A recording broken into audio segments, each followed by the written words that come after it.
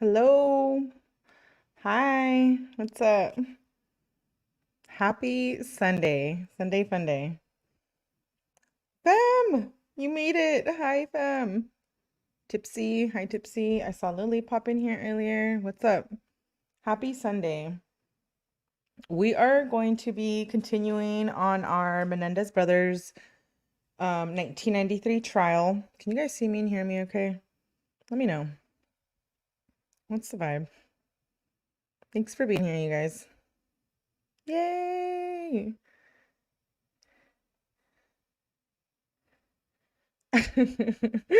Okay, fam. I got you. I appreciate you. Yeah, so like I said, we're gonna be continuing the Menendez brothers. I'm covering the first trial from 1993. It's very interesting to me. So we're taking a blast from the past, and we're gonna just do it. I'm gonna do it all the way through. Thanks, Tipsy. I appreciate you. So let me know if you can see on the screen. This is so we did opening statements for Lyle 2 days ago, and now we're doing opening statements for Erik. All right, in the trial of People versus Erik Menendez, he is in court with his attorneys. People are represented, and we have our jury as well. Good morning, ladies and gentlemen. Glad to see you all back, and welcome. And we are in the process today of hearing opening statements.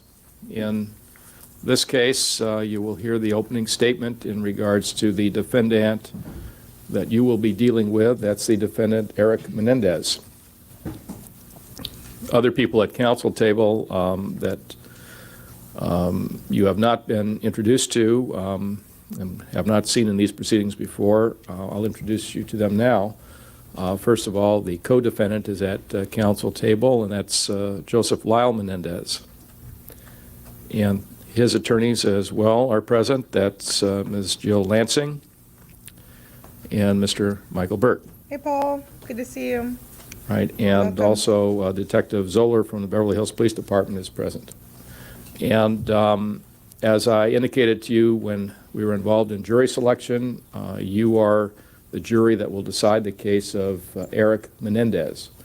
And this morning we've already heard the opening statement in regards to the co-defendant. Since it related only to the co-defendant, there was no need for you to be present, and that's why we had you wait upstairs.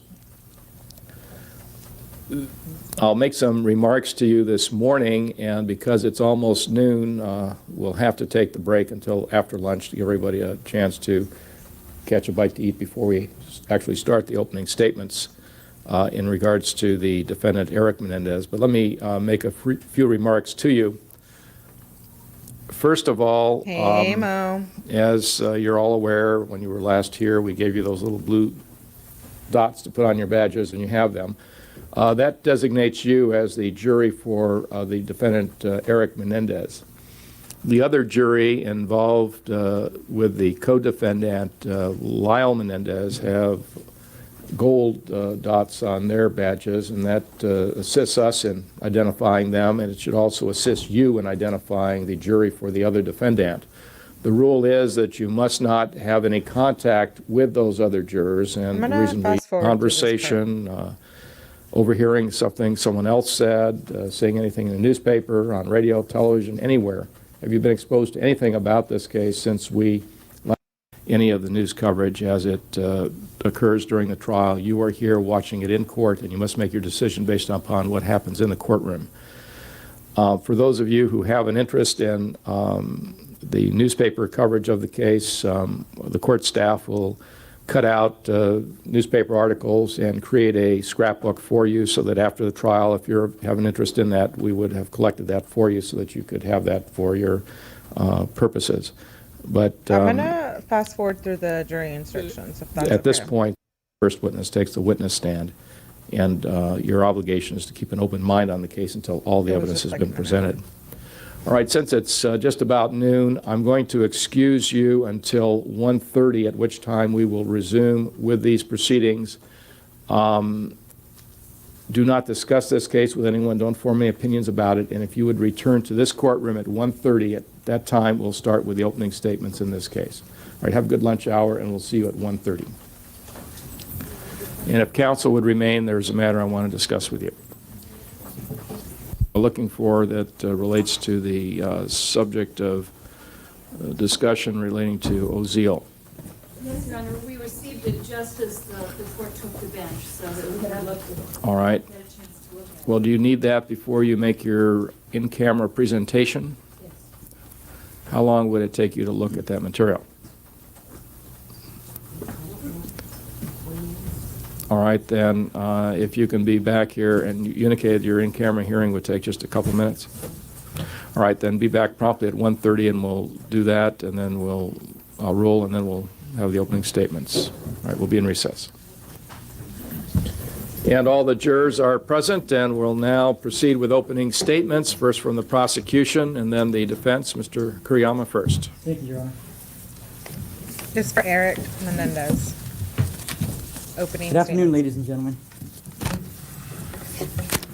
I don't think we have everybody in the same order they were this morning. You sort of moved and changed around. Is this the way you feel that you should be now in the jury box? Seat number 1. Okay. Yeah. Okay. That's right. That's not in the right order, Your Honor. Yeah. Well, yeah. Why don't you take your seats in the way you're supposed to be here, so that helps us a little bit. No, we're still not right. Oh, hold on a second. Okay, yeah, okay, we're okay. All right, let's proceed then. Thank you, Your Honor. Ladies and gentlemen, the evidence will show in this case that Erik and Lyle Menendez conspired to murder their parents, Jose and Mary Menendez. They planned what Erik Menendez called the perfect murder. Pursuant to the plan, the defendants drove down to San Diego on August 18th, 1989, and bought 2 Mossberg 12-gauge shotguns from a Big 5 sporting goods store using false identification. They committed the killings on a Sunday night, a night when the Menendez household maid, was not there. The defendants had a ready alibi when questioned by police. Erik Menendez told the police that he and his brother went to see Batman in Century City, and that they then went to Santa Monica to the Taste of LA. It was some kind of a wine tasting function. According to Erik Menendez, they just happened to come back home to pick up some false ID, some fake ID for a night on the town, when they came upon the brutal slaying of their parents. The defendants were the ones to call 911 and report the killings initially to the police. The investigation into the murders of Mary and Jose Menendez was thus begun. The investigation revealed that Jose Menendez suffered a shotgun wound to the back of his head, as well as 4 other shotgun wounds. Mary Menendez suffered 10 shotgun wounds, including a Mike. contact Thank wound you. to her left Good to see cheek. you. 2 shotgun blasts shattered panes in the French doors in the family room where the victims were killed. On August 24th, 1989, 4 days after the killings, Erik and Lyle Menendez went to 𝐒𝐤𝐤𝐵 Jewelers in Beverly Hills and purchased Rolex watches and money clips for some $15,000. The defendants thereafter collected $200,000 each on September 8th, 1989, and another $125,000 each on September 15th, 1989, in insurance proceeds from their father's life insurance policy. Lily, you're In fine. We addition just to the started. defendant's alibi, the evidence will show that Erik Menendez tried to pin the crimes on others. On November 29th, 1989, over 2 months after the slayings, and with the investigation ongoing, Erik Menendez claimed that hitmen were responsible for the murders. He also claimed that 𝐶astro might be involved in the murders because his father, Jose Menendez, wanted to liberate Cuba. Defendant Erik Menendez was secretly taped in a conversation that he had with Craig Signorelli at Gladstone's restaurant in Malibu over dinner on November 29th, 1989. The defendant is heard to say, "I've known from the beginning. No clues, no one heard anything." The defendant then states his belief that 𝐶astro might have been involved in the killing of his parents.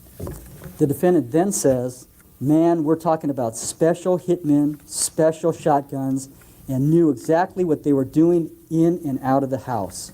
No one saw anything. No one heard anything. We're talking about serious hitmen. The evidence will show that the defendants nearly got away with their crimes. They had meticulously picked up all the shotgun shells from the family room. They had buried the shotguns, and they had indeed an alibi. With the investigation nearing 7 months in duration, the Beverly Hills Police Department finally received a break in the case. Information which led to a search warrant on the home and office of Beverly Hills psychologist 𝐒𝐤𝐬 and the seizing of evidence implicating the defendants. With information relating to this evidence, Lyle Menendez was arrested on March 8, 1990, and defendant Erik Menendez was arrested on March 11, 1990 for the murders of 𝐒𝐨𝐦𝐦 and Mary Menendez. Dr. 𝐒𝐤𝐬 will testify then on Halloween, October 31st, 1989, the defendant, Erik Menendez, said that he was having vivid dreams of his parents being murdered. He told Dr. 𝐒𝐤𝐬, "We did it." Dr. 𝐒𝐤𝐬 asked him if he meant that he and Lyle had murdered his parents. Erik Menendez responded yes. Erik Menendez then said that his father was too controlling. He criticized them. He made them feel inadequate and prevented them from doing what they wanted to do. He said that he and his brother discussed killing their father and getting him out of their lives. Thanks They for couldn't being see here. any freedom with their I father appreciate you. around. Together, they decided to kill him. Pursuant to this conspiracy, the defendants drove all the way to San Diego and purchased 2 Mossberg shotguns with false identification 2 days before they would actually do the murders. Erik Menendez said that his mother had to be killed also because she would have been a witness and would have been miserable and suicidal without their father anyway. Erik Menendez told Dr. 𝐒𝐤𝐬 that he and Lyle surprised their parents walking into the room with their pump shotguns. Erik Menendez said his father cried out, "No, no, no." The brothers then began to blast away. After they had emptied their shotguns into their mother and father was dead. But Erik said their mother, who ultimately sustained 10 shotgun wounds, was moaning on the floor and trying to crawl away. According to Erik Menendez, the brothers went back out to the car and loaded, and Lyle then returned to finish off their mother. Erik Menendez said that they picked up the shotgun cartridge casings, removed their blood-spattered clothes, and placed their clothes into a bag. They put fresh clothes on and drove to a garbage dumpster where they threw away the bloody clothes and took their shotguns and buried them down an embankment off of Mulholland Drive. They then went to a wine tasting party to meet with Perry Berman. Mr. Berman was not there, so they arranged to meet him later that night. The defendants then returned to their house and called 911 as if they had just come upon the murder scene. The defendant, Erik Menendez, said that his father had recently nearly disinherited him, and he told Dr. 𝐒𝐤𝐬 that that was another reason to get rid of his father. Erik Menendez said that there was no way to link them to the crime since the fingerprints were their fingerprints, since they lived at the house, and there were no witnesses. No one could link them to the weapons, he felt. The weapons were not recovered by the police. He believed there was no way to tie them to buying the shotguns in San Diego. There was no way to link them to the murders in his mind. Erik Menendez said that they felt that they could never equal their father's accomplishments. Erik Menendez was pleased, however, at having pulled off the murders without being caught. The defendants said that they killed their father out of a desire to be free of his control, criticism, and impossible standards. Dr. 𝐒𝐤𝐬, when he asked them why they killed their mother also, the defendant, Erik Menendez, said he discussed with his brother the fact that their mother did not deserve to die, but their plan was perfect, and they did not want to change the plan. The evidence will show that in January of 1988, Erik Menendez was involved in writing a screenplay in which the hero is... Objection, Your Honor. The objection is sustained. For those of you coming in, hi, welcome, happy Sunday. We're reviewing Menendez Brothers trial 1993, first trial, and we're going over Erik Menendez opening statements. I see Gilly for Chihuahuas, thank you for being here. Lily, I saw you pop in. Beautiful Mo, all of you, thanks for being here tonight. Let me push play. At this point on that issue. This is for Erik Menendez. The last slide was Lyle, if you missed it. Your Honor, there has been a previous ruling on this. There is not.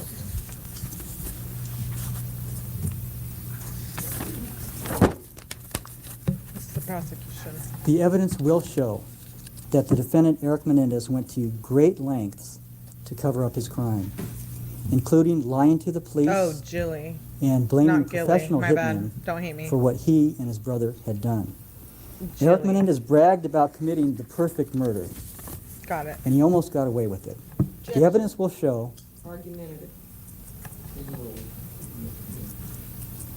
show that Erik Menendez is guilty of premeditated and deliberate murders, the premeditated and deliberate murders of Mary and Jose Menendez. All right, thank you, Mr. Kuriyama. Ms. Abramson for the defense. Thank you, Your Honor. Good afternoon. This is our girl here. This is large, but the print is very big, so it isn't going to take as long as it looks. Oh. This is opening statement, and as the court has indicated, this is supposed to be an outline of the evidence that we intend to prove both through live witnesses, through exhibits, through analysis of evidence. If this were a closing argument, you would properly expect me to start refuting what my opponent, Mr. Kuriyama, has just said. Yeah, I But this love is her. not closing. This is opening. And the purpose of opening right. statement by Get the it right. defense Get it tight. is to let you know what evidence we will be producing when our turn Yes, sir. comes to put on our case.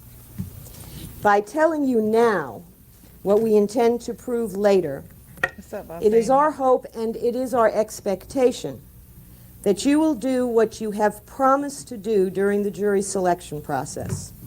You will keep an open mind. You will wait to hear both sides of the case. And Objection, you, Your Honor, this is argumentative. Yeah, let's just get to what you expect the evidence to be. well, I will, Your Honor. Mr. Kuriyama just told you that you will find his evidence to prove guilt beyond a reasonable doubt of first-degree murder. It is for you to wait until you have heard all the evidence for you to decide what is the truth. Objection, Your Honor, this is argumentative. All right, I think you're just about to finish what you were going to say. Yes, Ms. Your Honor, I'm Abramson. refuting what Mr. Kuriyama just All right, said. without arguing with Mr. Kuriyama and without arguing with anybody, you can finish your Thank you, Your Honor. your remarks. And decide whether the presumption of innocence has been overcome by proof beyond a reasonable doubt that Erik Menendez is guilty of what he is charged with here, first-degree murder. At the end of the case, the judge will tell you what the law is that applies to this case, and he will instruct you on theories. Your job will first be to decide what are the true facts and how do they apply to the law as the judge gives it to you. Erik Menendez has entered a plea of not guilty to what he is charged with, first-degree murder with special circumstance.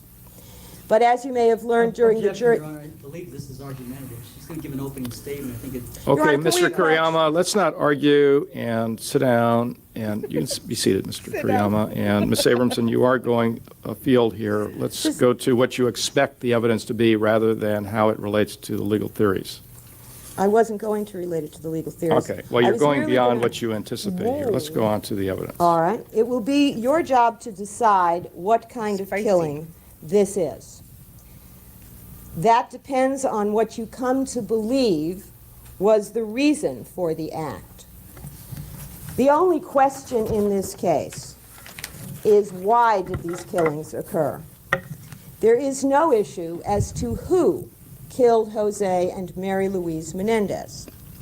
Why they were killed is what the focus of all of our evidence will be on. We intend to provide you with the answer to that question.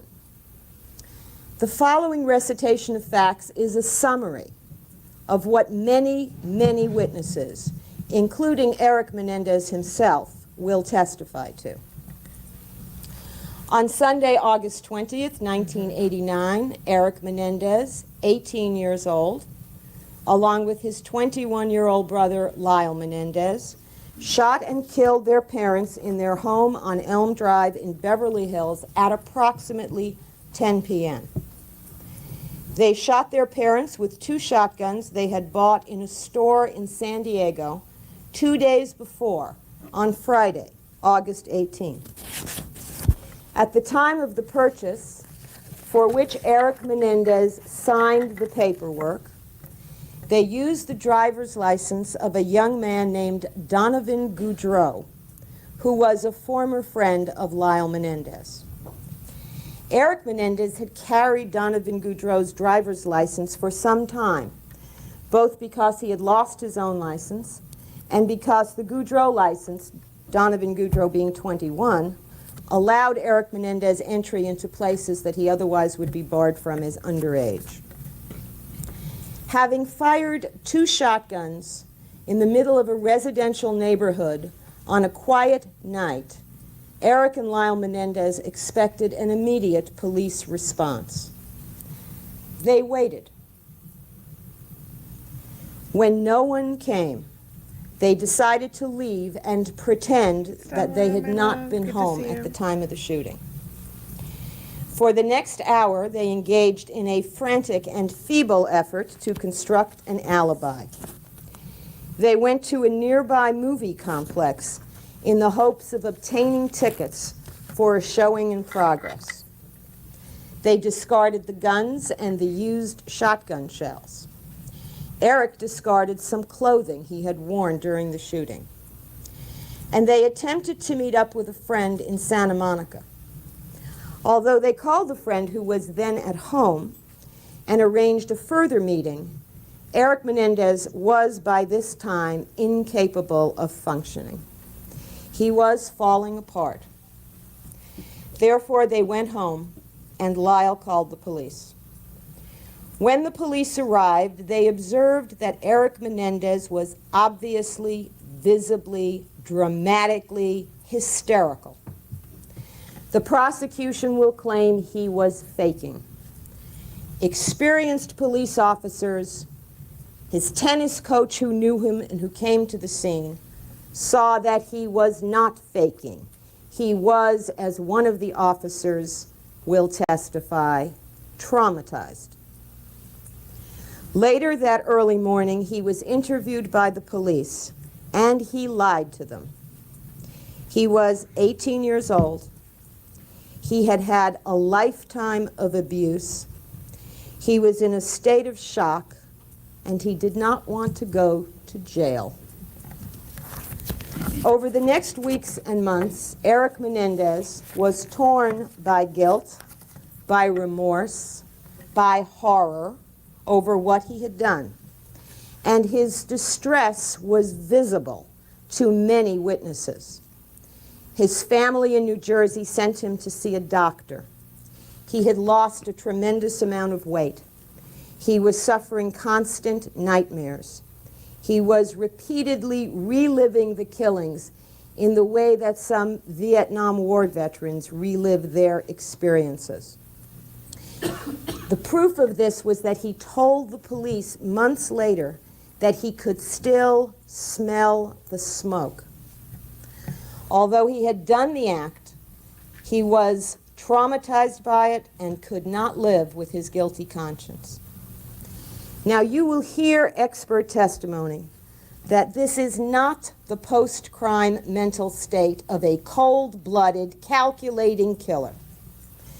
This is the condition that a decent person, however imperfect, having been driven to do a violent act, regretting that violent act, finds himself in.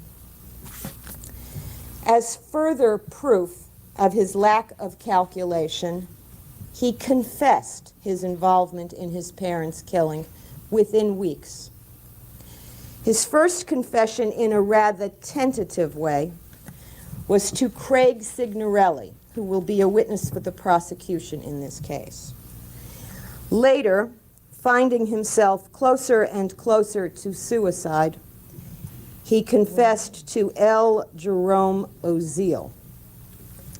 He did not tell either 𝐒𝐤𝐳𝐵 nor 𝐂𝐤𝐤𝐾, the whole story, for many reasons which will be explained to you, but not the least being a lack of trust in either of them.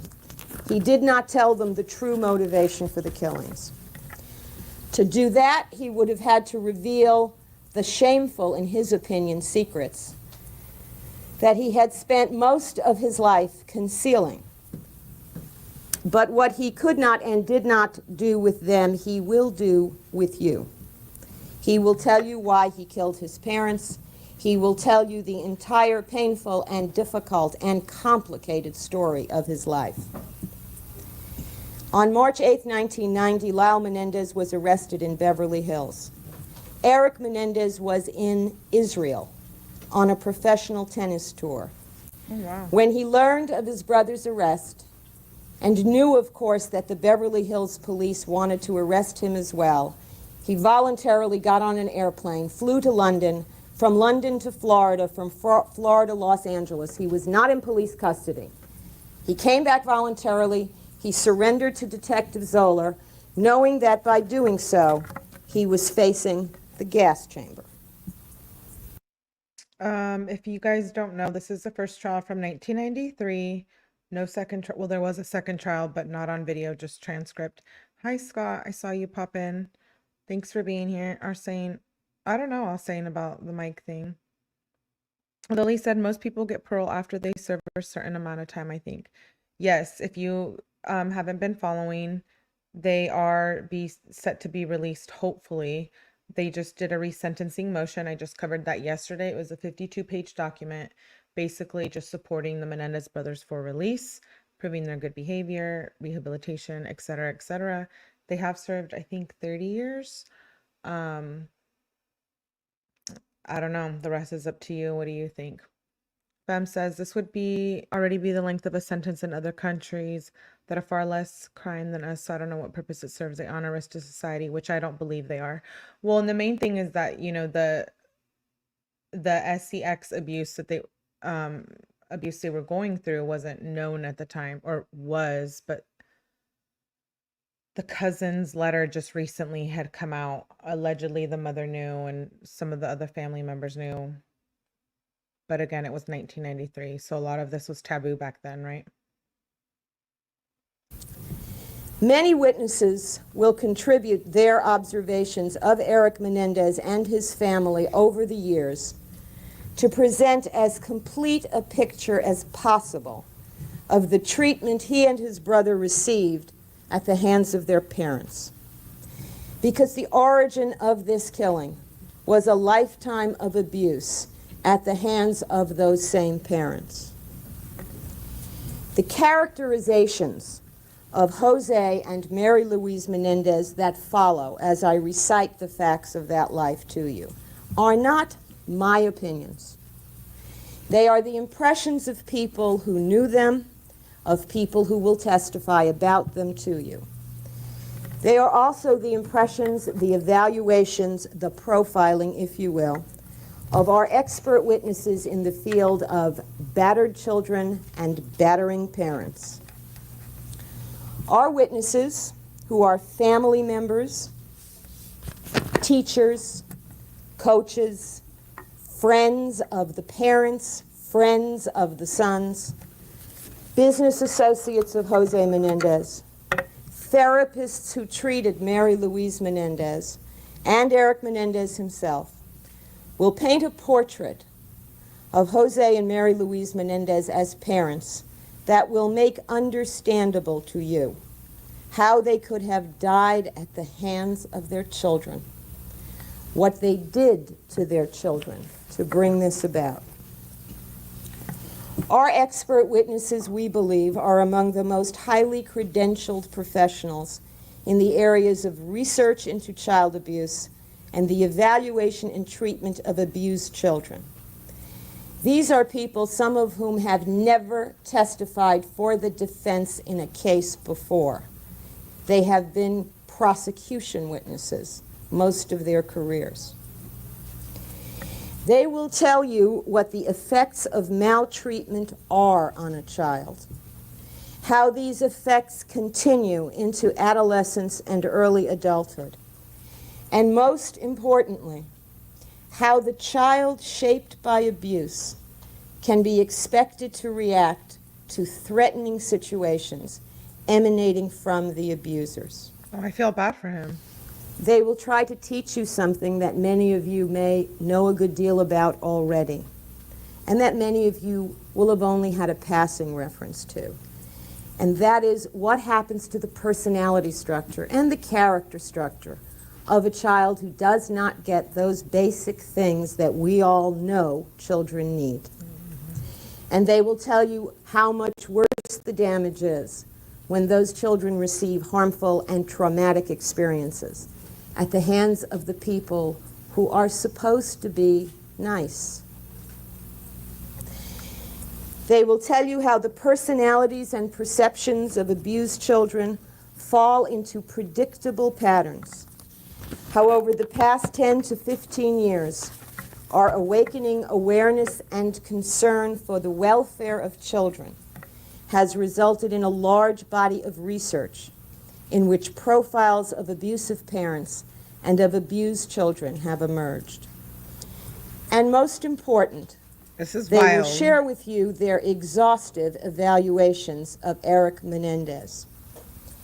Each evaluation conducted for over more than 40 hours of interviewing with him. One of the experts has spent more than 200 hours with him. And their opinions that he indeed is a young man who suffered extreme forms of lifelong sexual, emotional, and physical abuse at the hands of both of his parents. Their opinions are not just based on their interviews with and their impressions of Erik Menendez alone. They are also supported by an extensive battery of objective psychological testing that was administered to Erik Menendez by a highly experienced forensic psychologist. The experts also examined all of Erik Menendez's school records and medical records. They read thousands of pages of witness interviews and interviewed witnesses who will be testifying here. And they examined the crime scene evidence, the same evidence that will be presented to you in this case by the prosecution. So what was it then that was done to Erik Menendez, and how do these events lead to homicide? The simple answer, which takes 28 pages to explain, and upon which we will expand in detail during trial, is this. She's like, by the way, it's 28 pages, so let me not waste my breath. What do you guys think in the chat about them being let out allegedly by Thanksgiving? Do you think that they have served enough time? Do you not? Considering all the abuse they have experienced and the time they have served, it's wild to me that they might be released. I've been following this For 12 years, for a while. between the ages of 6 and 18, my client, Erik Menendez, was sexually molested by his father. The pattern of molestation in which 𝐒𝐤𝐬 Menendez engaged started out as inappropriate touching and arousal of his young son, and escalated in a carefully calculated pattern of grooming the child for his father's sexual gratification. This pattern included repeated acts of forcible oral copulation, sodomy, and rape and the intentional infliction of pain by the use of foreign objects upon Erik's person. 𝐒𝐤𝐬 Menendez's obvious purpose was to use his child's body to satisfy his lust. But this sexual exploitation of his young son was also part of a more pervasive characteristic of Mr. Menendez: his absolute need to control and to manipulate the people around him. Many witnesses will tell you that this was a man who enjoyed to an extraordinary degree asserting his power over those weaker than himself, especially his boys. That's Some so of the sad. witnesses who will testify in this case and who will support this characterization of Jose Menendez loved him in life and love him now. He was physically strong, aggressive, intense, driven, and supremely arrogant.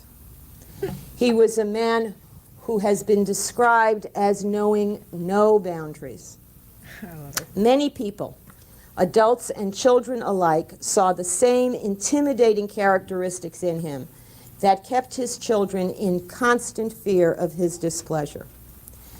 Many also saw his intelligence, some say brilliance, and the charm he could turn on and off at will, and were unsurprised by his children's obvious adulation of him.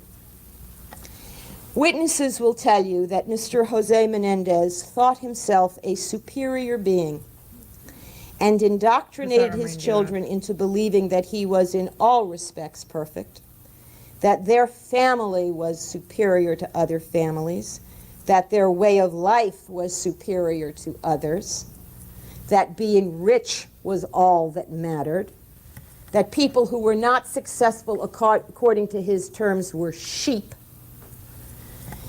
And he indoctrinated his children in an effort to get them to share those views. So, I need to go back to what 𝐒𝐻𝐤𝐬𝐷 said. If 𝐒𝐲 can, then they should. And like I said, don't even get me started on 𝐒𝐲. It's wild to me. So yeah, I agree with you.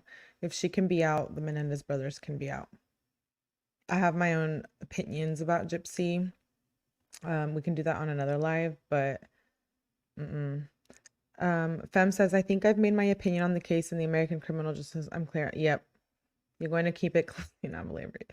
Okay. Keep it classy. Thanks, girl. Austin, yeah, I feel less safe without her than right. 𝐒𝐲's fine. She'll just cause chaos in her own life on TikTok, but I don't think she will unalive anyone. I don't know. Do you guys believe 𝐒𝐲 in that whole thing with her mother? I mean, it could have all been false, right? I'm just saying, allegedly, in my opinion. Hi, cat. Glad you made it. These are unseen trials we watch, and I was told last night by an old cat that the mental health breaks are needed part of being able to watch and consume or observe, or it will overtake you. Okay. I can see. I actually was just talking to someone about that earlier. I'm like, we watch so much true crime, right? I'm just saying, I'm afraid of them. Yeah, I am too. Good question, Fem. Okay, Kat. Well, I hope you're okay. I'll message you later. Hopefully we can talk. Right? Okay. And this lady, what was her name? Oh, I feel bad. I don't remember her name. I really like her.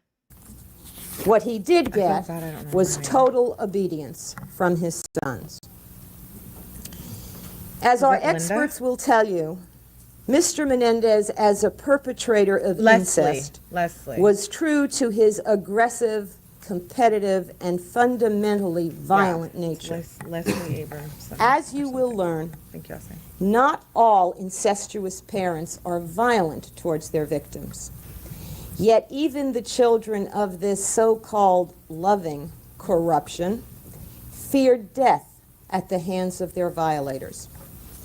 This is because when a child is treated as an object of an adult's sexual desires, the child senses that he is not a person to that adult, just a thing. And instinctively the child knows that things get broken and destroyed. Here, though, young Erik Menendez had more vivid examples of his father's potential lethality towards him.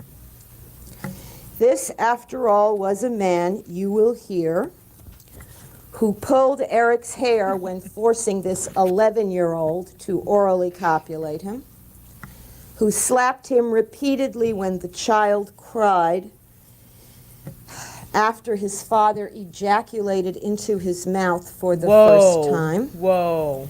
Sorry, who guys. forcibly sodomized him after Trigger warning. repeated prior I didn't attempts see this. caused the child to cry out in pain. For this act, 𝐒𝐨 Menendez waited until no one else was home, presumably because he knew it would cause excruciating pain and that the child would scream. Oh my gosh. This, too, was a man who, in Trigger Erik warning. Menendez's early adolescence, decided that as part of an already pervasive system of hardening or toughening up his child by terrorizing him, by purposely placing him in frightening situations, by coaching him in sports by methods so brutal they resulted in the child passing out on the tennis court, nearly drowning in the swimming pool. This man decided to add the intentional infliction of pain to his sexual activities with the boy. His excuse was that his son had shown himself not a Menendez. He had shown himself to be a weakling, because when receiving a shot in a doctor's office, 𝐒𝐨 Menendez's son had cried. Therefore, Dad was going to make his son impervious to pain. He used a variety of objects: needles, tacks, wooden implements, knotted ropes. These episodes are what Erik Menendez calls the dark days. He and the experts will tell you that these dark days taught him many lessons. How not to feel physical pain, how not to think about terrible things that are happening to you while they are happening, how to hate yourself and feel yourself a coward, and how to never trust an adult, especially one who is supposed to love and care for you. Now, I'm sure that you sense that acts of incest such as these are crimes. But unlike the alleged crime that the prosecution here presents, those crimes occurred in total secrecy. No police were called, no crime scene photographs were taken, no one took Erik Menendez's part as a child to vindicate his repeated victimization. Well, let me amend that. One such crime scene, the scene of forcible sodomy and oral copulation and assault by 𝐒𝐨 Menendez on his son, was photographed by the Beverly Hills Police Department. And you will see those photographs, photographs of Erik Menendez's bedroom in the house on Elm Drive. For these crimes did not stop in the boy's early adolescence. The molestation continued right up until the week before the homicides, right there in that bedroom on Elm Drive. And as Erik wondered as a child, you may also wonder, what of that other adult who was to love and care for him? What of his mother? While these violations by Dad are occurring over the months and years of this boy's childhood. I mean, we're seeing a similar thing with Maddie Soto case, right? Like her mother and Stephen Stearns and the boyfriend. Was she aware? Was she not? 3 days I mean, before she died, Mary similarities. Louise Menendez admitted to her son, the son that everyone says adored her, that she knew all along of his father's molesting him. For years, Erik Menendez had suspected and then refused to believe that his mother knew. He loved his mother. He wanted desperately for her to love him. And although the evidence of such feelings towards him on her part was very slim at best, he chose to believe, he needed to believe, that however much his father may have hated him, his mother must love him in her own way. Yay, He could Stella, I'm not happy you're tell still her here. himself what was going on for many reasons. In the early stages of Jose Menendez's seduction of his son, which our experts will tell you is a classic pattern among incestuous males, he told the child that this was their special secret, to be shared with no one. And this younger son, so unused to any affectionate treatment from his ever-critical father, who so often compared him unfavorably with his older, smarter, stronger, and more talented brother. This child, wanting his father's love, believed that these early sexual acts, which his father called massages and mouth massages, were Oh, wow. affection. He would not risk losing that affection by That's brutal. disobeying Dad's command of secrecy.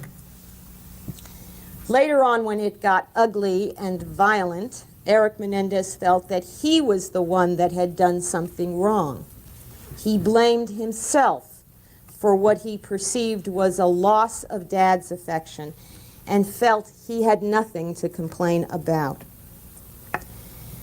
Moreover, as many people will testify, his mother seemed angry at him and his brother all the time. She had uncontrollable rages over seemingly meaningless things. I have my opinions about her. She never comforted him when he was ill. Indeed, she never acknowledged that he was ill and punished him for staying home from school with physical complaints by locking him in a closet while she ran errands. She constantly criticized him for his poor schoolwork, calling him stupid and dummy, and forced him into that same closet to do his homework when she imagined him not working hard enough. But she acted like she was afraid of his father, and it was obvious that his father treated her with a great deal of disrespect, both inside their home and in front of other people. So in spite of her harshness towards him, Erik Menendez long believed that his mother was Dad's victim too. And he felt protective towards her. He didn't want to burden her with his problems. In thinking about telling her about the molestation, particularly when he was throwing up after an episode with Dad, or was in pain, or was bleeding, he my thought gosh. if he went to her, it might break up the family, assuming she would believe him and not blame him and do something about it. And he had been told since he was tiny that this family was the center of the universe and was totally involved with his parents in every aspect of his life. But part of him was also afraid of finding out that she wouldn't care and wouldn't help if he told her. So he didn't. Did she know, though, as Erik Menendez says she admitted just before her death? You will have to decide. You will have to weigh the evidence. 12 years of sexual acts in her own home, often as frequently as twice a month. You will have to ask the question, why did she never enter her son's room when Jose Menendez was alone with him? Why did she never attend to her son when he was throwing up in the bathroom? Objection, this is argument, Your Honor. Objection sustained. Let's get back to All right. the You recitation will- of evidence rather than your comment on the evidence. This is not my comment, Your Honor. You will Okay, hear it's my testimony. observation that it is a comment, so let's go back to I'll what it reframe is. it, Your Honor. You will hear evidence that she never attended to her son while he was throwing up in the bathroom next door to her bedroom after a sexual episode with the father. But she would come if Erik were throwing up due to illness and complain about the mess. You will hear evidence that she never asked Erik why he was crying after Dad left his room, but instead taught him to put water in his eyes to erase the signs of his tears. You will also hear evidence that up until the age of 15, Erik's mother would periodically make her son submit to her physical inspections of his genitals, which she called checking you out. Was she concealing sick and embarrassing secrets that her therapist in California believed were sexually related? Witnesses will describe Mary Louise Menendez as a woman obsessed with status and social position, the day-to-day enforcer of a pressure cooker training program for her boys. Contemporaries of these boys describe the Menendez home as boot camp. Wow. People describe Mary Louise Menendez as a cold and distant, some say hostile parent towards her children. But her most striking characteristic to all who knew her and all who will testify about her here is that she was an extremely secretive and private person. Now, no family, not even normal families, are perfect. Yet Mary Louise Menendez portrayed hers as such. She was closest to her sister-in-law, Terry Beralt, Jose Menendez's sister, yet she lied to Aunt Terry regularly.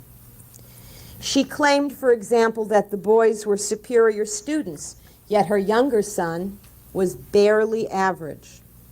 She concealed from the world that Erik Menendez had learning disabilities, had trouble with understanding oral instruction, and was dyslexic.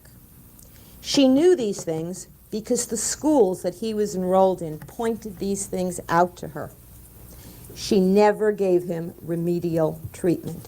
In fact, the Princeton Day School, where Erik was enrolled for part of grammar school and junior high school, signed him up for a special after-school learning class for children with disabilities, and his mother made sure that he never attended.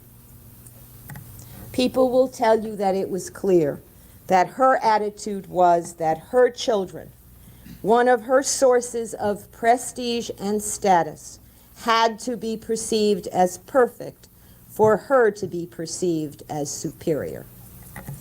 So she sacrificed her son's need to learn to her need to be seen as a superior person like her husband. Aunt Terry Beralt, to whom Mary Louise Menendez spoke every day, knew nothing of her nephew's learning problems, knew nothing of any trouble in the family. But What do you she guys knew think?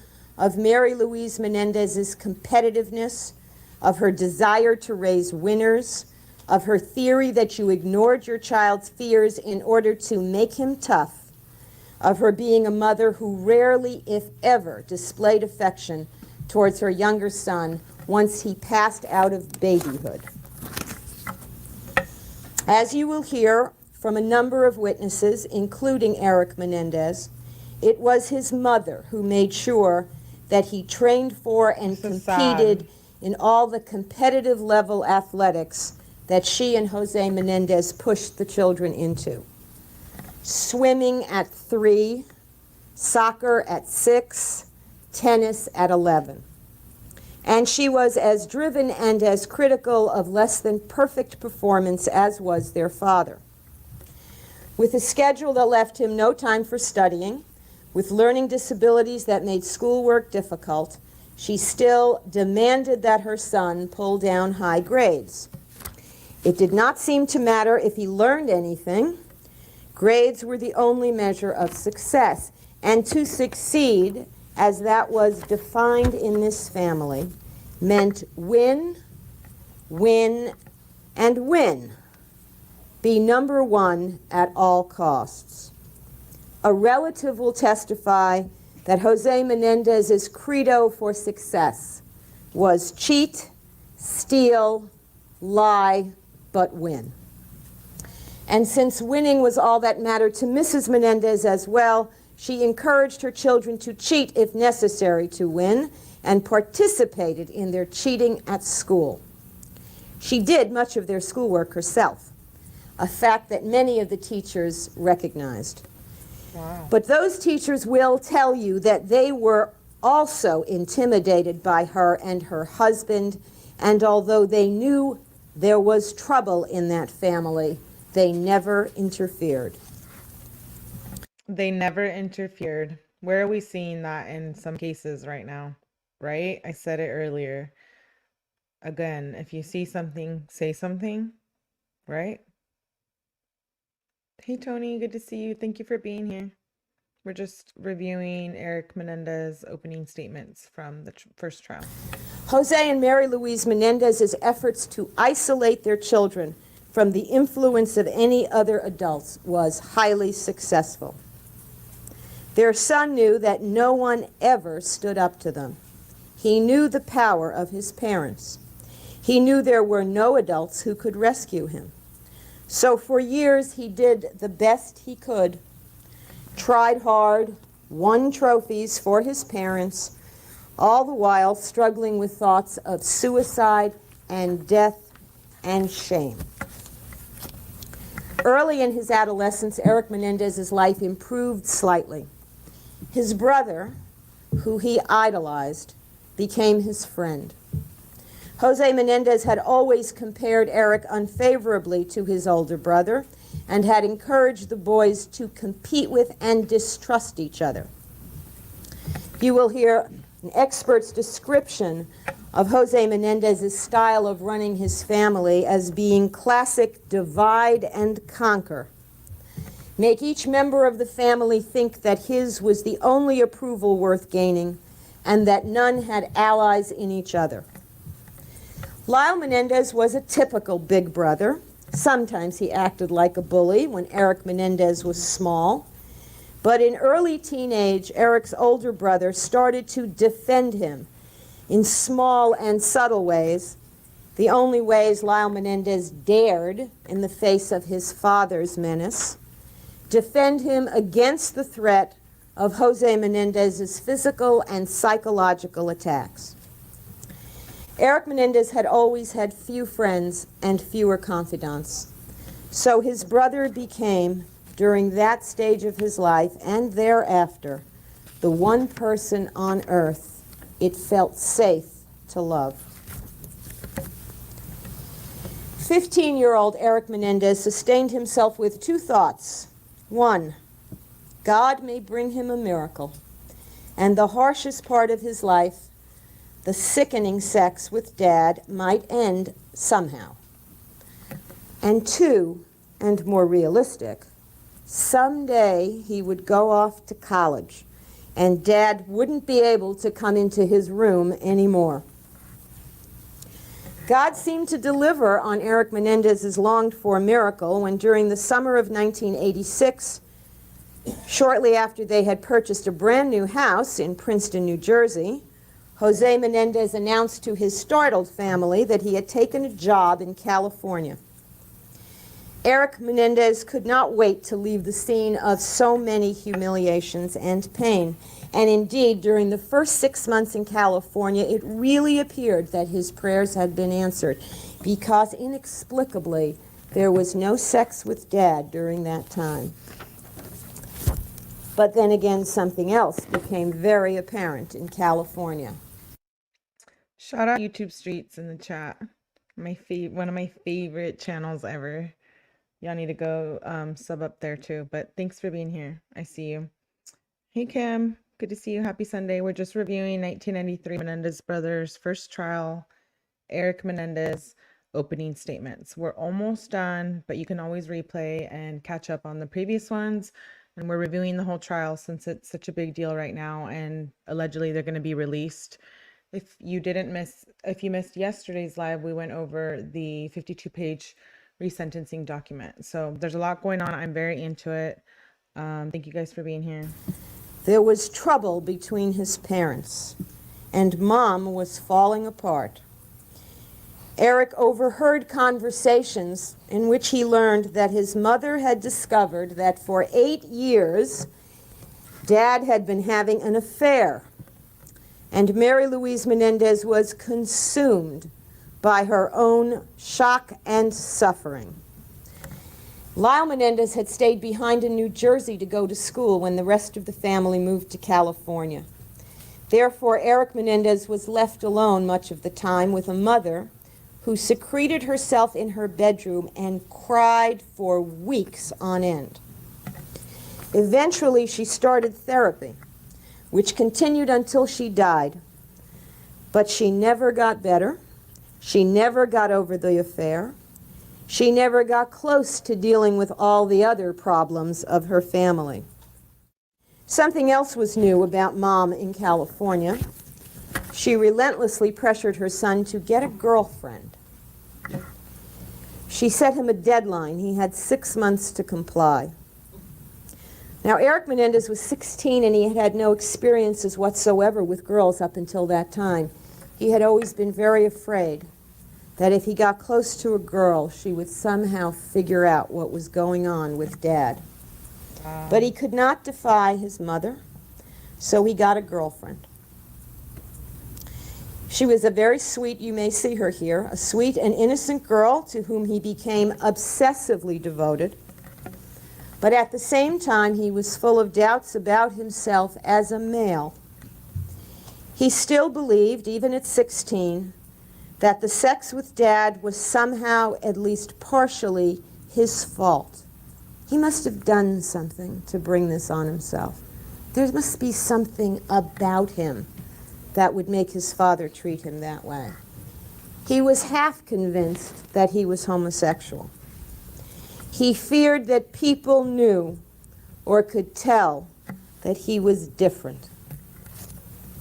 Erik Menendez's friends from the last 3 years before the homicides will testify to what he was like then.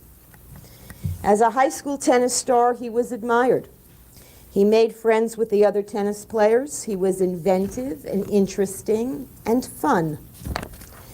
But he was also unusually anxious.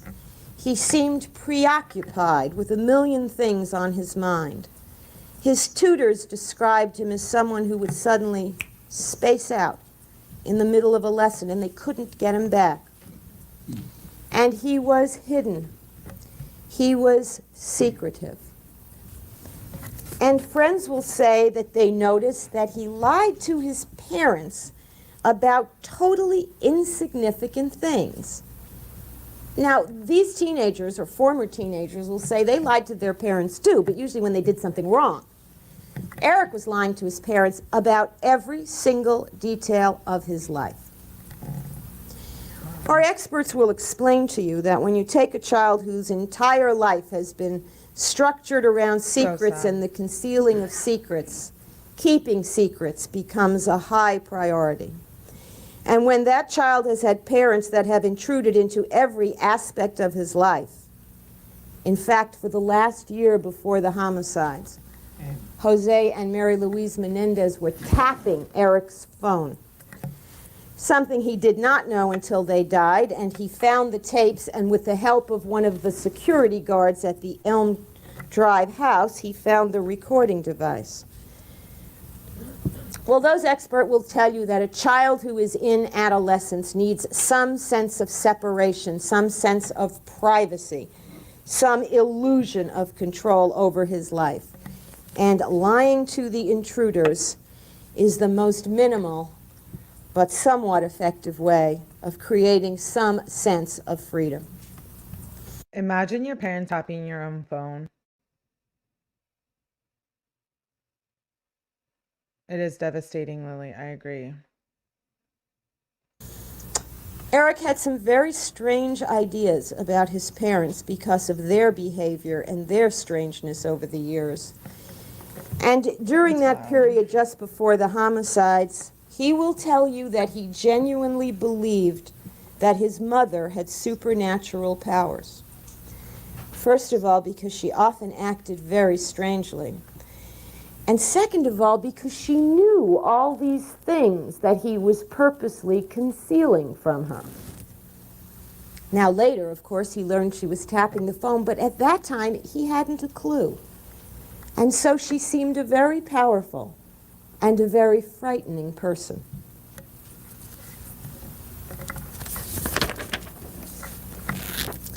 In the spring of 1989, you will hear testimony that Jose Menendez was greatly displeased by his younger son. In his opinion, Erik Menendez was being rebellious. The boy was actually refusing to report to his father the hourly details of his tennis practice. And he was refusing to tell his father exactly what aspect of his tennis game he worked on during each structured hour of practice. Now, this may seem absurd to us, but this was one of the many minute demands that Jose Menendez made on Erik Menendez. And it was a radical departure for Erik at 18 to not be telling his father the minute-to-minute details of his sports involvement. There was no question that Erik was training every single day and training hard, because over the coming summer he was going to compete in the Junior National Tennis Championships. And he was higher ranked than in any previous year, so he had a good chance of winning, and the parental pressure was on him in a major way. He was also planning on attending UCLA in the fall, and was expected to make the UCLA tennis team, which he had to compete for, and which was one of the best in the country. So he was devoted to tennis that spring, totally focused. But as a consequence of that focus, and as a consequence of the parental pressure that sports and winning was more important than school, he was cutting a lot of classes in order to maintain his tennis training, and his grades were suffering. By this time, Erik will tell you that sex was used by his father mainly as a form of punishment. There was no longer any propaganda that it was normal, what the Roman soldiers did, the lies that Jose Menendez used to seduce his son when he was younger. It was clear to Erik that now the sex was a show of force and dominance and nothing else. And Erik Menendez hated himself for not being strong enough to stop it. In May of 1989, Jose Menendez sodomized his son for the last time in a rage over the boy's silence about his tennis training and his anticipated failing grade in chemistry. Erik Menendez's only consolation, the thing that sustained him, that had sustained him for years, he will tell you, was that he would escape to the dorm at UCLA in September, and this degrading chapter in his life would finally end. During July and August of 1989, Erik Menendez traveled with his parents to the three venues, the three different cities, where the tennis championships were conducted. He played hard, and he did rather well, but not good enough for his father. When he lost the last match he played, his father's fury was worse than anything Erik had ever experienced in the past. Returning to California on August 9th, Erik Menendez was determined to endure as best he could until school started. A week before the homicides, Jose Menendez once again displayed his intention to continue his domination over his son.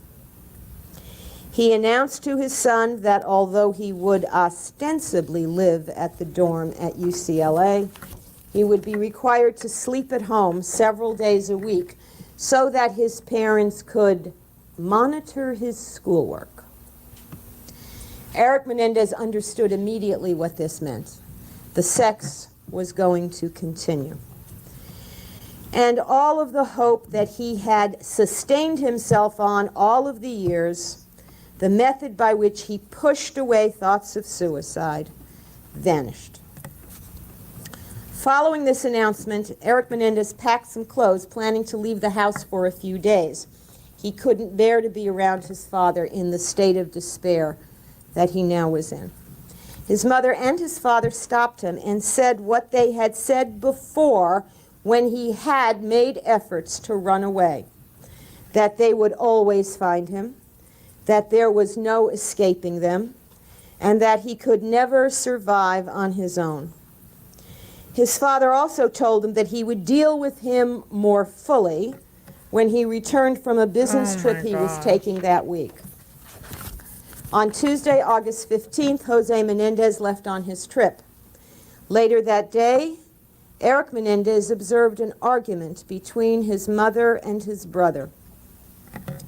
In the course of the argument, Mrs. Menendez ripped the hairpiece off her older son's head. Until that point, Erik Menendez didn't even know that his brother had lost much of his hair and wore a hairpiece.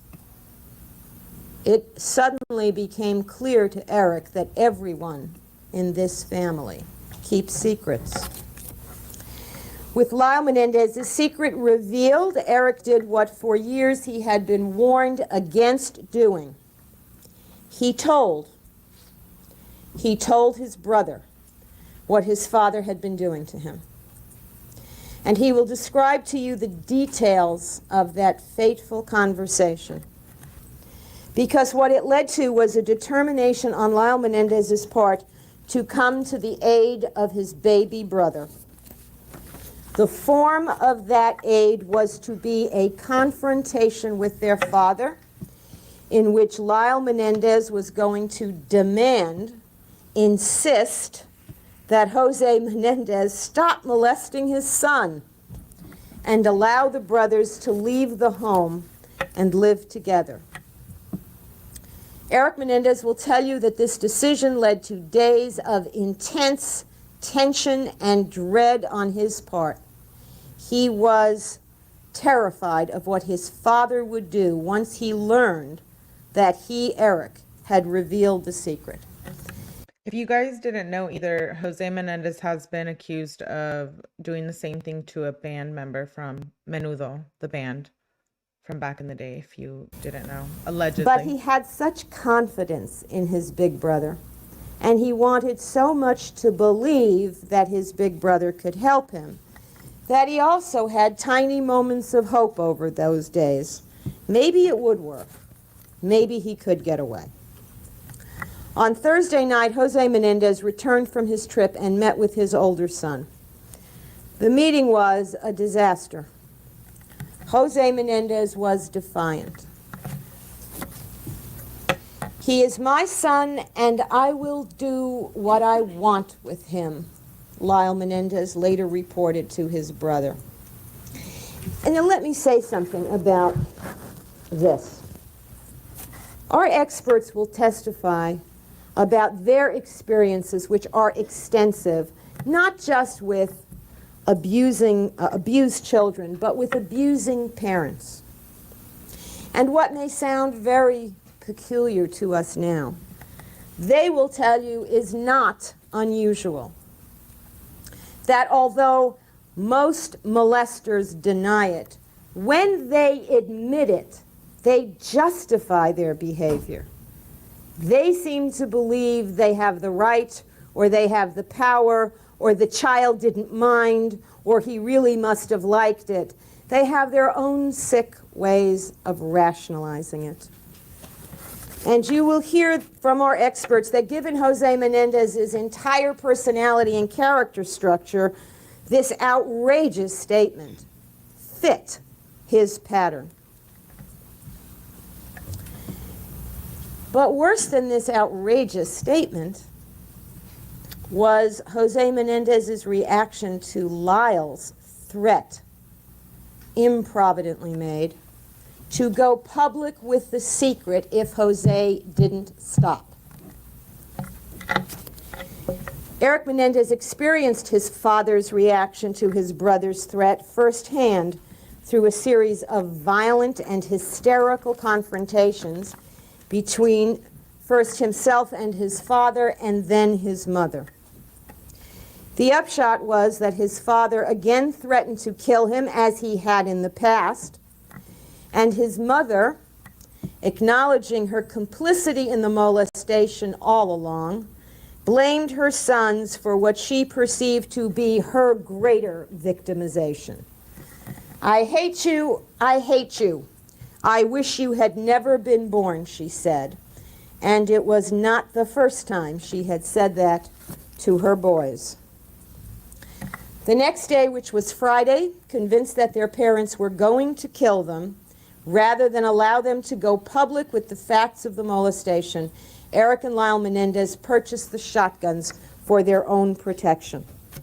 They had intended to buy handguns, which would seem to be a more useful weapon for self-defense since it wasn't so obvious, but found out, being amateurs in the firearm game, found out that you could not buy handguns on demand. You'd have to wait 2 weeks, and their fear was such they didn't think they would be alive in 2 days, let alone 2 weeks.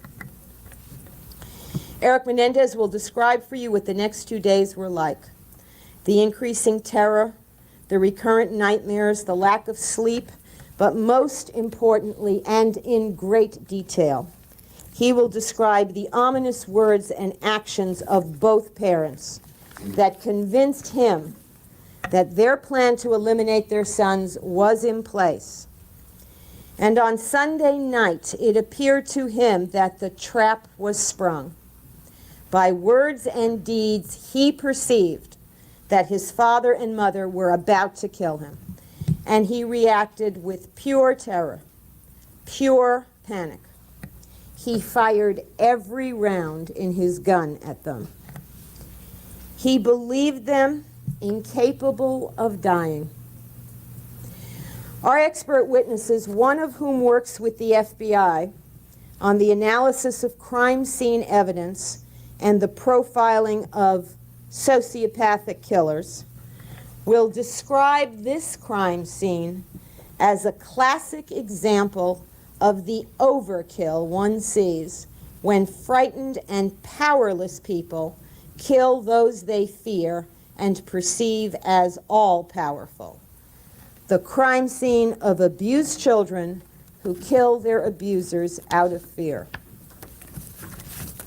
Mr. 𝐒𝐤𝐤𝐬 has talked to you about perfect crime. That information comes from 𝐂𝐤𝐤𝐽. It will be for you as a jury to decide whether anything about this crime was perfect at all. I am mindful of the fact, however, that the prosecution is relying very heavily in this case on the testimony of 𝐂𝐤𝐤𝐽. Argumentative, Your Honor. Again, seated, Mr. 𝐒𝐤𝐤𝐬. Let's get to the recitation of what evidence you expect, I will, Your Honor. rather Just than introduce who you. is relying on what or what you're relying on or anything of that nature. Just whatever you expect the evidence to be in the case. Okay. Lily, to answer your question, yeah, I think I would have been with letting them walk, but I think at the time, allegedly, they didn't have enough evidence. But things were kept out of the second trial from Dr. 𝐂𝐤𝐬, I believe, that I think would have probably been critical. So we'll be hearing about that. Dr. 𝐂𝐤𝐬, as the prosecution Those refers to claims. him, to support their theory of why these killings occurred. You are the judges of the credibility of all of the witnesses, and what this means is that the source of any piece of information is as important as the information itself. We will challenge through evidence in this case the accuracy of the information given to you by 𝐂𝐤𝐽𝐽 in this trial. He was not present when these events occurred, so he can know no more than what he was told. And he was not told the truth about why these killings took place. He can, however, like any other witness, say more than he knows, because like any other witness, he can lie. And we will challenge the truthfulness of 𝐂𝐤𝐽𝐽 in this trial. We will present evidence to you to prove that She's this not man lying. operates on his own agenda, that he has motives to lie about what he was told by the Menendez brothers, and that he has a track record of lying, manipulating, and controlling people for his own selfish purposes. There are many witnesses who will testify in this trial who bear the title doctor. You will have to weigh their qualifications. Most important, you will have to judge their honesty. Our evidence will show that only one doctor who testifies in this trial has a motive to lie to you. To sum up, then, what we intend to prove. Erik Menendez was the abused son of wealthy parents. He killed his parents because he could no longer endure their abuse and had to stop it. When he did that, he unwittingly made himself a threat to everything his parents valued. He put himself in mortal danger.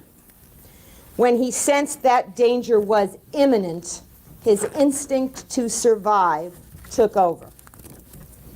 Because his parents were wealthy, the prosecution tells you he did it for the money. What do they say when poor kids kill? Counsel, now you're arguing again. I'm done, Your Honor. All right, then the comment of counsel, ladies and gentlemen, is not evidence in this case. As I've indicated to you, the evidence will start fairly soon this afternoon when we hear the first witness take the witness stand. And I'll remind you, you must keep an open mind on this case until you've heard all of the evidence. And we'll take a recess at this point, and I'd ask that you, just for the logistics of it, go back into the jury room, and we'll resume in 20 minutes at 10 after 3. Don't discuss this case with anyone. Don't form any opinions about it, and we'll resume at 10 minutes after 3. Yes, we'll do that in just a moment.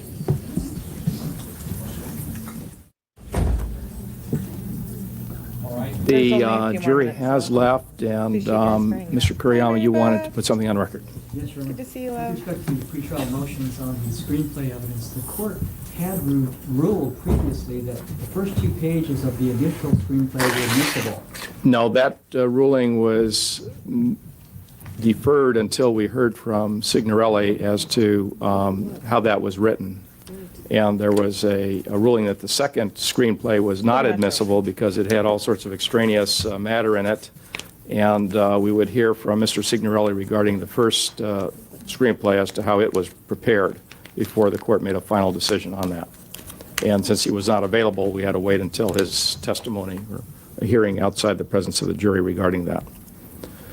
All right, the court will take a recess, but before we do that, there is a matter regarding photographs that counsel has presented to the court, and the prosecution indicated that you intended to use one photograph today. Yes, that's correct. All right, and that is in relationship to which witness? Officer Butkus. All right, and that photograph has been presented to me, as well as all the other photographs of the crime scene and coroner photographs. And what is the objection by the defense to this photograph? I haven't even seen it, Your Honor. I have to come around. All right, you may approach the clerk and look at it. Did you wish to articulate your objection, Mr. Burt? Well, I haven't heard enough of proof by the prosecution as to the relevancy of the photograph. I understand the general gist that the police officer will describe what he observed when he entered the residence. So in light of that description, I think the probative value of that photograph is outweighed by an obviously prejudicial effect. All right, well, it certainly seems to be a photograph depicting the crime scene. What is the position of the co-defendant? Well, Your Honor, there are lots of other photographs depicting the crime scene that aren't as close and aren't as bloody. That photograph can't even purport to show wounds or injuries, and wow. there's nothing about it that it does not show the entire layout of the crime scene. It doesn't give a complete picture of the room at all, or of all of the significant evidentiary areas of that room.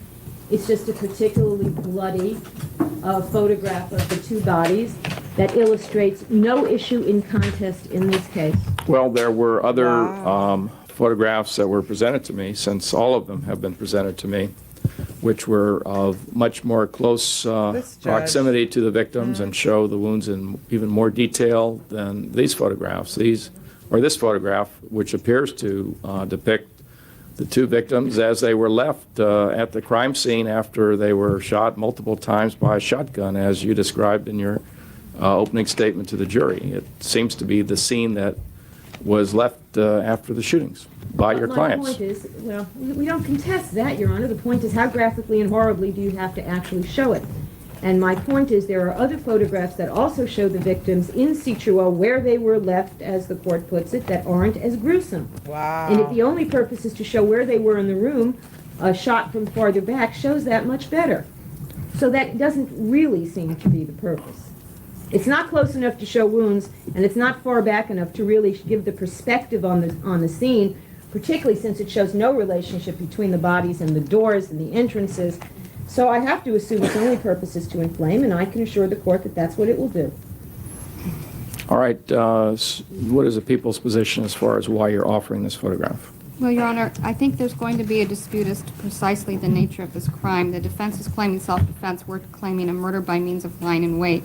I submitted a motion quite a while ago citing a plethora of Supreme Court opinions which say that these photographs are admissible to explain the testimony of the autopsy surgeon, to explain what happened, to explain malice, to explain all of the elements that the people need to prove in this case. We are trying to prove that this murder was perpetrated by lying in wait. The victims were taken unawares. The positioning of the bodies within the room indicates that. And it seems to me that out of all the photographs that we have, this photograph best sums up the crime scene that night. I'm also made aware of the fact that the defense has offered an expert and that there's going to be dispute as to how many rounds were fired that night. And because of that, I think that we are going to have extensive testimony about the wounds and how the wounds could have been inflicted by 1 round versus 2 rounds. And so I think this is just the beginning of many photographs that are going to be necessary to prove the case. Well, let me inquire, the photographs that you presented to me, are those all of the photographs of the crime scene, or are there others that... Your Honor, there are many, many photographs of the crime scene. The ones that have been blown up are not the exhaustive group of photographs. There are others, but they're basically the same genre. Now, the court may notice that some of those photographs, especially one of Mrs. Menendez lying on her back, were particularly bloody and awful. But I'm not intending on using all of the photographs that the court has. I blew up some for the purpose of demonstrating that those photographs will not be used. Your Honor, we have all the crime scene photographs here in 2 albums that we'd be happy to give the court so you can compare what they chose to blow up with what they didn't choose to blow up to see if there's any, and we have them in easy viewing form. All right, I'll be glad to look at those. Can I Yeah. respond to the 2 points you made? Certainly. She indicated, Your Honor, there would be a dispute as to the number of shots fired. That's not true, because the prosecution has indicated that there is a ballistics report which we have yet not received, and the oral representation is that that ballistics report will be consistent with the information provided by our ballistics experts. So I don't think it's fair to say that there is necessarily at this point a dispute as to the number of shots that are fired. Second of all, she indicates that the photo illustrates her theory that these were murders committed by means of lying in wait. And I would represent to the court that we received another piece of discovery yesterday, which I alluded to, which indicates that the victim, Jose Menendez, was not in the position he's depicted in that photograph when the shots were fired. So for another reason, I think that photo should be excluded, because I think it's misleading given the discovery recently provided by the prosecution. May I respond, please, Your Honor? Yes. The information I've given to the defense about the ballistics is that from the wadding recovered, not from the wounds inflicted, but from the wadding recovered at the scene, that only a certain number of shots can be verified. That does not mean that other means of verification are not available. I still think there's going to be a dispute. It's going to be the people's contention that the defendants reloaded, and I think the defense is going to dispute that, and therefore the number of wounds is going to be of particular importance. Unless and until I hear that that is not in contention, we are going to have to talk at length about the wounds and how they were inflicted. In addition, the information which I gave to the defense yesterday from our serology expert was to the effect that the head of Mr. Menendez was in a slightly different position, slightly to his right, to have caused the pooling of blood, which the court can see next to him on the sofa. That is not a substantial difference, but it is a difference, and I think the defense is making more of it than it warrants. So for that reason, I think the cases are very clear that crime scene photographs and autopsy photographs are relevant to explain issues which are in dispute, and these issues are going to be in dispute. Judge, for purposes of the record, could I just indicate what the report says that Yes. I referred to? It Yes. says, quote, 𝐒𝐨𝐤 Menendez was not in the position in which he appears in the photographs at the time he received the shotgun wounds to the head, left leg, and left elbow. He was, however, either sitting on the west end of the couch, standing in front of the couch, or moving between a sitting and standing position. He was, for a time after receiving the shotgun wound to the head, sitting on the couch, leaning further forward and more to his right than is shown in the photographs. He was subsequently moved to his final position either by another person or by the shots fired into his right arm. That's what the report indicates to the court. All right, I've reviewed this photograph. I've reviewed all of the blown-up photographs that have been presented by the prosecution. I've also looked at the photo albums presented by the defense, and specifically those pages in the photo albums that deal with the crime scene. I didn't look at the photographs of the front of the house and the back of the house in as great detail as I looked at the photographs of the room where the shooting occurred. There were also coroner photographs included in the photo albums that were presented to me. And it seems to me that looking at the photographs of the room in which the shootings occurred, this photograph is an accurate depiction of that scene and is no more gory Are they paying or the judge off?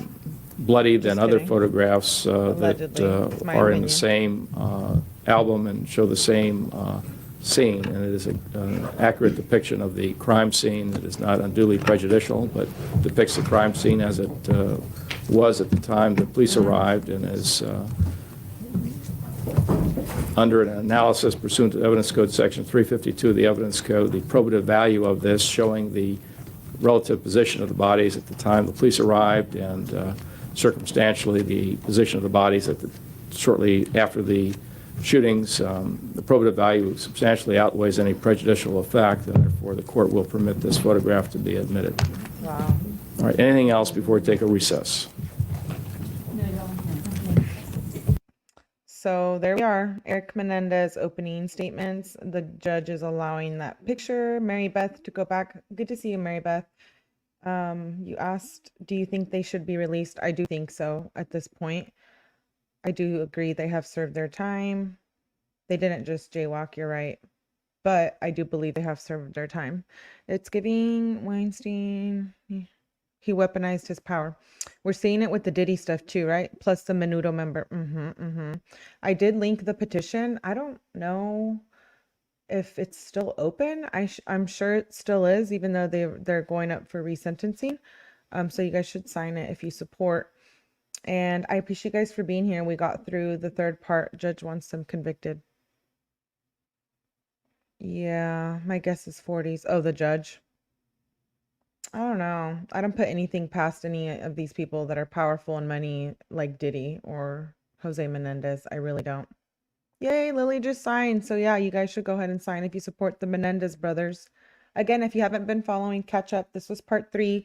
We're going to go through all the trial. I appreciate you guys for being here tonight. Make sure you hit that like button. I will be back shortly with another live, and I hope to see you guys there. It's late night.